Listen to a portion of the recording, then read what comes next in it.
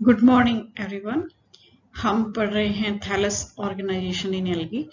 कल हमने थैलस की पहली टाइप एक कोशिकीय थैलस के बारे में स्टडी की थी। एक कोशिकीय थैलस या यूनिसेलुलर थैलस को हम आगे 4 टाइप्स में बांट सकते हैं। एक ही कोशिका लाइफ साइकिल की संपूर्ण क्रियाओं को संपादित करती है। ये कोशिका डिफरेंट शेप की हो सकती है, उसके आधार पर डिफरेंट टाइप की हो सकती है एक ही कोशिका संरचना में। तब हम इसे 4 टाइप्स में बांट देते हैं। पहली टाइप हमने पढ़ी थी राइजोपोडियल थैलस या अमीबोइड थैलस। एक ही कोशिका है लेकिन उसकी आकृति निश्चित नहीं होती क्योंकि उसमें कोशिका भित्ति नहीं पाई जाती है। ऐसे थैलस को हम अमीबोइड या राइजोपोडियल थैलस कह देते हैं। यदि यूनिसेलुलर थैलस है, उस पर फ्लैजिला उपस्थित हैं, तब ऐसी स्थिति में हम उसे फ्लैजिलेटेड थैलस या गतिशील थैलस कहते हैं। यदि फ्लैजिला एब्सेंट है और वो गोलाकार या अंडाकार है, तब उस स्थिति में हम उसे गोलाकार थैलस या कोकोइड थैलस कह देते हैं। यदि ये एक ही कोशिका स्पाइरल फॉर्म में है, सर्पिलाकार रूप से कुंडलित है, तब उस स्थिति में हम इसे स्पाइरल थैलस कह देते हैं। तो हमने यूनिसेलुलर थैलस की 4 टाइप्स पढ़ी थी, राइजोपोडियल, फ्लैजिलेटेड, कोकोइड एंड स्पाइरल। आज हम इसी क्रम में आगे पढ़ेंगे मल्टी सेलुलर थैलस या बहुकोशिकीय थैलस और उसकी टाइप्स। तो लेट्स स्टार्ट। तो ये है multicellular thallus. Different types of unicellular algae aggregate and form multicellular algae. There are following types of multicellular forms of algae such as colonial thallus, filamentous thallus, siphonaceous, parenchymatous and equisetoid thallus.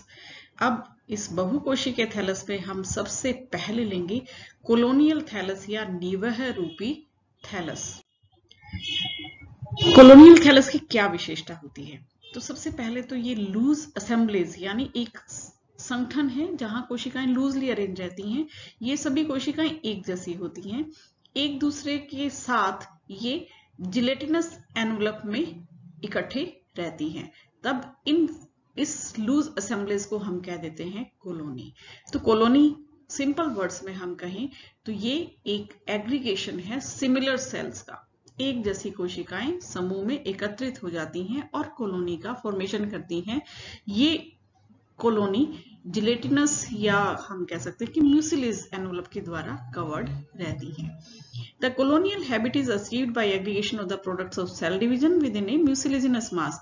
एक mucilaginous मास के अंदर जो sales होती हैं उनमें division होते रहते हैं और इस तरह से ये एक समूह का फॉर्मेशन कर देती हैं, तब हम इसे कॉलोनी कहते हैं। All members of a colony are connected with each other by cytoplasmic connection. सभी कोशिकाएं जो हैं कॉलोनी की वो एक दूसरे से साइटोप्लाज्मिक कनेक्शन के द्वारा जुड़ी रहती हैं। Hence colony may break into smaller pieces. यहाँ ये कॉलोनी छोटे छोटे टुकड़ों में भी टूट सकती है। तो अब इस कोलोनियल थैलस को भी हम आगे 4 टाइप्स में डिवाइड कर देते हैं। कोलोनियल थैलस सिंपल शब्दों में हमें समझना है होता क्या है। कोशिकाओं के समूह में एकत्र होने से कॉलोनी का फॉर्मेशन होता है। ये एक म्यूसिलेज या जिलेटिनस मास के द्वारा ढकी रहती हैं और ये कोलोनियल थैलस आगे फिर से कई टाइप्स में डिवाइड किया जा सकता है। कोलोनियल थैलस हो सकती हैं सिनोबियम, पामेलॉइड, डेंड्रॉइड एंड राइजोपोडियल। तो ये 4 टाइप्स में इसे बांटा जा सकता है कोलोनियल थैलस को। तो अब हम इन चारों टाइप्स को विद एग्जांपल स्टडी करेंगे। सबसे पहले है coenobium. A colony with definite number, shape and arrangement of cells held together is known as synobium. Coenobium में आपको एक बात बहुत अच्छे से याद रखनी है कि यहाँ पर कोशिकाओं की संख्या निश्चित होती है, इसलिए उनकी आकृति और उनकी व्यवस्था भी निश्चित होती है। ऐसी कॉलोनी को हम सिनोबियम कह देते हैं। यानी कोशिकाओं में कायिक अवस्था में कोई विभाजन नहीं होते, इसलिए नंबर ऑफ सेल्स यहाँ पर निश्चित रहती है। कोशिकाओं की जो आकृति है वो भी निश्चित होती है, इसलिए सिनोबियम एक definite number, shape and size की कॉलोनी होती है। ये कॉलोनी मोटाइल या नॉन मोटाइल यानी गतिशील और अगतिशील हो सकती है। तो सिनोबियम हम किसे कहेंगे? ऐसी कॉलोनी जिसमें कोशिकाओं की संख्या, उनकी आकृति और उनकी व्यवस्था निश्चित होती है, उसे सिनोबियम कहा जाता है। समंडल कहते हैं इसे। तो समंडल का अर्थ है कोशिका, उनकी जो संख्या उस समंडल में बिल्कुल निश्चित होगी। अगर वो 50 कोशिकाओं से मिलकर की कॉलोनी बनी है तो उस समंडल में उतनी ही, उस स्पीसीज के अंदर उतनी ही सेल से बनी हुई कॉलोनी पाई जाएगी। ये सिनोबियम या समंडल गतिशील या अगतिशील हो सकता है। ये किस पर निर्भर करता है? यदि समंडल में पाई जाने वाली कोशिकाओं में फ्लैजिला उपस्थित हो तब ये मोटाइल सिनोबियम कहलाती है। यदि फ्लैजिला नहीं पाए जाते हैं तब उस स्थिति में हम उसे नॉन मोटाइल सिनोबियम या अचल समंडल कहते हैं। तो motile coenobium cells in this type of colony are flagellated. तो इसकी खास बात क्या है कि जो भी कोशिकाएं इसमें भाग लेती हैं इस कॉलोनी को बनाने में, उनमें फ्लैजिला पाए जाते हैं। ये वोल्वोक्स की कॉलोनी हमें दिखाई दे रही है। वोल्वोक्स में समंडल पाया जाता है और इसमें जो सेल्स इस कॉलोनी को बनाती हैं उनमें फ्लैजिला उपस्थित होते हैं। तो यहाँ हमें कॉलोनी के सरफेस पर फ्लैजिला दिखाई दे रही हैं। ये पेंडोरिना है, इसमें भी हमें ये फ्लैजिला इससे निकले हुए दिखाई दे रहे हैं। तो ये मोटाइल सिनोबियम का एग्जाम्पल बनाते हैं। तो चल समंडल या मोटाइल सिनोबियम, गतिशील समंडल के एग्जाम्पल वोल्वोक्स, पेंडोरिना, यूडोरिना, ये सब फ्लैजिलेटेड सिनोबियम बनाते हैं। इनमें कोशिकाओं के ऊपर फ्लैजिला उपस्थित होते हैं। तो समंडल की सबसे खास बात है कि यहाँ पर कोशिकाओं की संख्या और आकृति ये सब निश्चित होता है, इसलिए जो कॉलोनी की शेप है वो भी निर्धारित होती है। ये समंडल दो तरह का हो सकता है। यदि कशाभिकाएं उपस्थित हैं तो इसे हम मोटाइल सिनोबियम कहते हैं। For example volvox, pandorina, eudorina etcetera. यदि फ्लैजिला एब्सेंट है तो उस स्थिति में हम इसे नॉन मोटाइल सिनोबियम या अचल समंडल कहते हैं। In this type of colony cells lack flagella and synobium remains non-motile। तो फ्लैजिला नहीं है, ये नॉन मोटाइल रहती है। इसके एग्जांपल है ये हाइड्रोडिक्टियन हमें दिखाई दे रहा है। यहाँ पर इस हाइड्रोडिक्टियन को जल जाल भी या वाटर नेट भी कहा जाता है। तो हमें दिखाई दे रहा है कि एक जाल जैसी संरचना है। ये वाटर नेट, इसकी जो कोशिका की यूनिट है ये हेक्सागोनल या पेंटागोनल होती है। यहाँ पर हमें 6 भुजाओं से या 5 भुजाओं से बने हुए ये संरचना दिखाई दे रही है। तो सिलेंड्रिकल सेल्स होती हैं जो एक दूसरे से अंतिम सिरे पर जुड़ी रहती हैं। 5 या 6 कोशिकाएं एक स्थान पर जुड़ती हैं और इस तरह से ये हेक्सागोन या पेंटागोन का निर्माण कर देती हैं। इन कोशिकाओं में फ्लैजिला नहीं पाए जाते, तो इसलिए इस तरह के समंडल को हम कहते हैं नॉन मोटाइल सिनोबियम या अचल समंडल। तो इसका एक टिपिकल एग्जाम्पल हम देख सकते हैं हाइड्रोडिक्टियन, जिसे जल जाल भी कहा जाता है, वाटर नेट भी ये कहलाता है। दूसरा एग्जाम्पल हम इसमें देख सकते हैं कि पेडिएस्ट्रम है। यहाँ पर भी ये जो सेल्स हैं एक दूसरे से यूनाइटेड हैं लेकिन इनमें फ्लैजिला नहीं पाए जाते। तो ये नॉन मोटाइल सिनोबियम का एग्जाम्पल है। सिंडेस्मस में भी 4 से 5 कोशिकाएं एक साथ जुड़ी रहती हैं लेकिन इनमें फ्लैजिला नहीं होते। तो ये सब अचल समंडल का उदाहरण कहलाते हैं। यहाँ हम कॉलोनियल थैलस की एग्जाम्पल फिर से देख सकते हैं। ये वोल्वोक्स है, ये पेंडोरिना है, ये सिंडेस्मस है जहाँ पे ये कोशिकाएं जुड़ी हुई हैं। तो ये बनाते हैं, और ये हाइड्रोडिक्टियन है। तो ये तो बनाते हैं अचल समंडल का उदाहरण, और ये बनाते हैं मोटाइल सिनोबियम का एग्जाम्पल। वोल्वोक्स, पेंडोरिना मोटाइल सिनोबियम है, सिंडेस्मस हाइड्रोडिक्टियन ये नॉन मोटाइल सिनोबियम दर्शाते हैं। तो सेकेंड टाइप की जो कॉलोनी है वो पामेलोइड कॉलोनी कहलाती है। एग्जाम्पल हम दे सकते हैं टेट्रास्पोरा माइक्रोसिस्टस। थर्ड टाइप की जो कॉलोनी है वो डेंड्रोइड कॉलोनी कहलाती है। तो ये निवय है जिसमें कोशिकाएं समूह में एकत्रित हो रही हैं। तो उसमें पहले हमने इसको बांटा सिनोबियम में, दूसरा पामेलोइड कॉलोनी में, और तीसरी कहलाती है डेंड्रोइड कॉलोनी। डेंड्रोन यहाँ पर ट्री लाइक अपीयरेंस को दर्शाता है, यानी वृक्ष की तरह संरचना दिखाई देती है। इसे वृक्षाभ कॉलोनी भी कहा जाता है।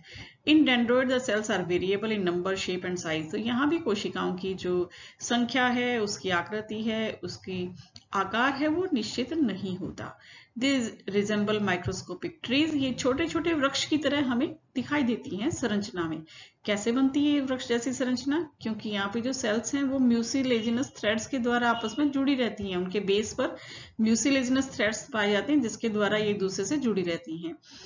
A mucilaginous thread is present at the base of each cell and the thread of different cell unite together to form a branch tree-like structure. तो ये जो mucilaginous thread हैं, धागे जैसी संरचनाएं म्यूसिलेज से बने हुए, इनके द्वारा ये कोशिकाएं अपने आधार भाग से जुड़ी रहती हैं और इस प्रकार से एक शाखित वृक्ष की भांति संरचना बनाती हैं। इसलिए इसे वृक्षाभ कॉलोनी या डेंड्रोइड कॉलोनी कहा जाता है। तो डेंड्रोइड कॉलोनी में भी कोशिकाओं की संख्या, आकृति, शेप ये निश्चित नहीं होता। कोशिकाएं अपने बेस पर म्यूसिलेजिनस थ्रेड्स के द्वारा जुड़ी रहती हैं, वृक्ष जैसी संरचना बनाती हैं और इसीलिए इसे वृक्षाभ कॉलोनी कहा जाता है। फॉर एग्जाम्पल क्राइसोडेंड्रोन, डायनोब्रायोन, जिसमें हमें दिखाई दे रहा है कि ये शाखित ट्री लाइक अपीयरेंस दे रहा है। तो ये कहलाती है वृक्षाभ कॉलोनी। लास्ट कॉलोनी की फॉर्म है राइजोपोडियल कॉलोनी। इसे अमीबोइड कॉलोनी भी कह दिया जाता है।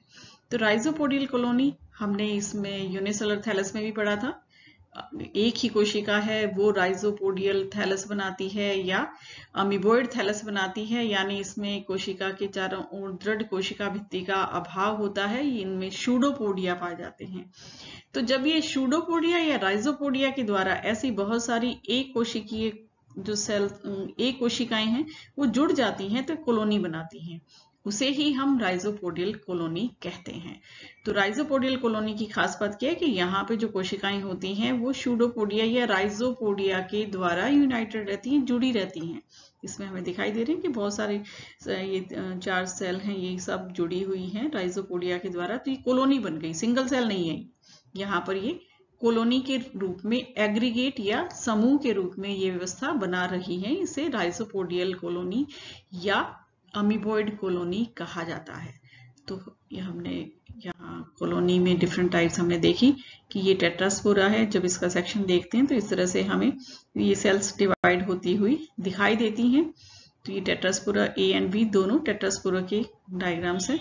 और ये यहाँ पर हम देख सकते हैं क्राइसोडेंड्रोन में डेंड्रोइड कॉलोनी, और ये क्राइसिडिएस्ट्रम में हम देख सकते हैं कि राइजोपोडिया या शूडोपोडिया के द्वारा ये सेल्स एक दूसरे से जुड़ी हुई हैं और ये बना रही हैं राइजोपोडियल कॉलोनी। तो इस प्रकार से आज हमने कॉलोनियल थैलस के बारे में स्टडी की। कॉलोनियल थैलस को हम आगे फिर से 4 टाइप्स में बांट सकते हैं। सिनोबियम, जिसमें कोशिकाओं की संख्या, उनकी साइज और शेप, अरेंजमेंट सब कुछ निश्चित होता है। इसे हम मोटाइल या नॉन मोटाइल, अचल या चल समंडल में बांट सकते हैं। फ्लैजिला उपस्थित है तो मोटाइल सिनोबियम कहलाती है, फ्लैजिला अनुपस्थित है तो इसे नॉन मोटाइल सिनोबियम कहा जाता है। दूसरी टाइप हमने पढ़ी पामेलोइड कॉलोनी। पामेलोइड कॉलोनी में पहली बात तो जिलेटिनस मास के द्वारा ये सेल्स घिरी रहती हैं। उस मास में उपस्थित कोशिकाएं निरंतर विभाजनशील अवस्था में रहती हैं, इसलिए इस कॉलोनी की size, shape, number of cells सब कुछ अनिश्चित होता है या निश्चित नहीं होता है, कुछ भी कह सकते हैं हम। तो जब कोशिकाओं की संख्या निश्चित नहीं है तो इसकी साइज और शेप भी बदलती रहती है।